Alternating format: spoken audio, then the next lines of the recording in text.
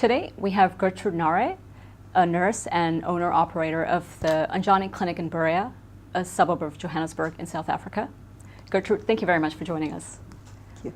Tell us about your role at Unjani and how it is different from your previous roles in the public and private sector. I own the business that I run, the private clinic, and what I do is I'm responsible for the day-to-day operations of the business as well as the clinical aspect.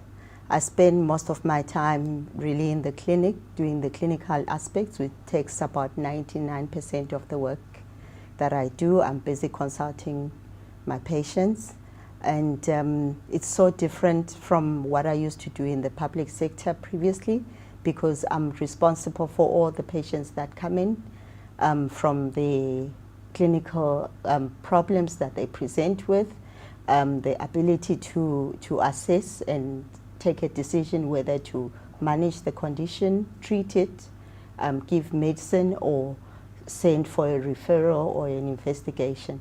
So there is that ability to be in control of everything that takes place within the clinic as a clinician as well as a business operator. So how did you learn about Unjani, and how is this different from your previous role? And did you see this as taking a big risk? I had always been an entrepreneur at heart. So prior to Unjani, I had started a small clinic that was just operating on a lower level than Unjani. And as I was doing my research on how to grow the clinic that I had, I came across information about Unjani. And then I went through the application process, and I was, afforded the opportunity to do my further research, look for a site, and was awarded the opportunity to be a business owner under the Unjani Network Group. So it was quite different, because even, having started my own clinic previously, the resources and the support were not as readily available and accessible as when one went into the Unjani umbrella. So it just gave me that advantage, and I was able to set up and start up much quicker than I had previously done with the previous clinic. How did the community react to opening an Unjani clinic in Berea? Were there any community leaders that fought against it? Were there any community leaders that you interacted with to get support in the process? Yes, as a requirement, you've got to have the buy-in of the community.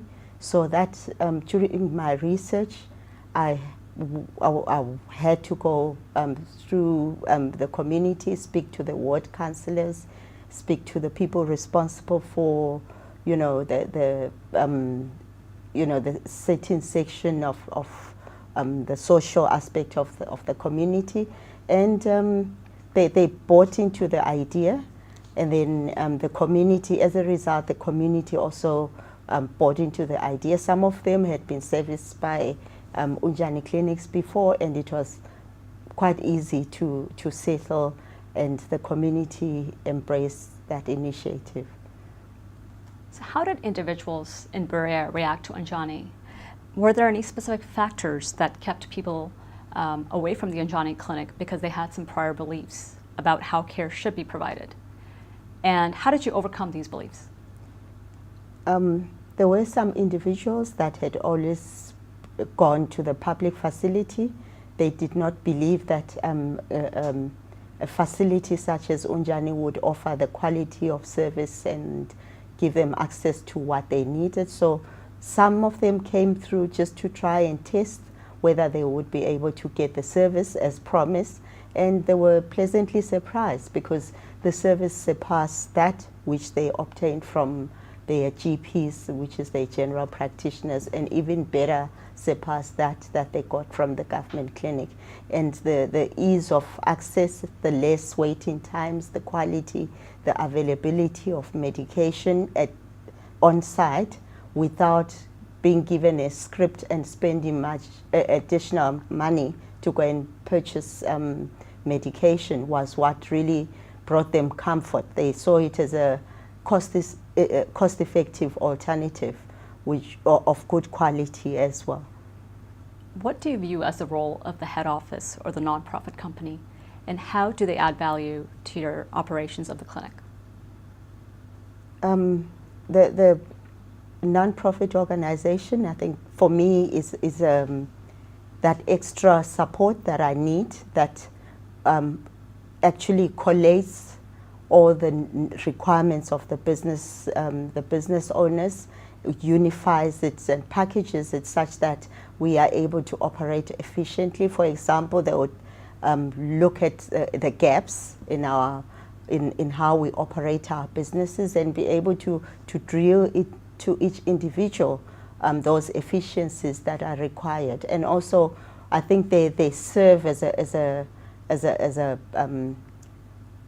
voice of confidence, you know, when they go and speak to the different funders or different stakeholders. Unlike if a business owner has to approach various people on an individual basis, you know, they are the representative of the business owners, and they work to our best interests and ensuring that all of us are profitable in what we are doing.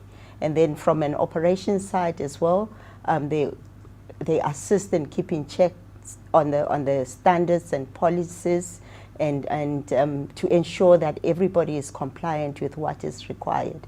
You know, when you work alone, you tend to forget what is the right template to follow, you know, that standardizes everybody. So that you always have somebody reminding you or nudging you towards the right direction to ensure that you don't fall off what is the standard requirement. I mean, all our clinics are supposed to operate in the same way.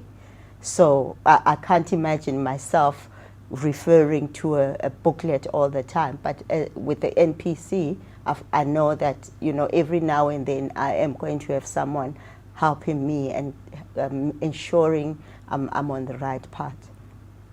What do you feel are your primary objectives as a nurse and a clinic operator?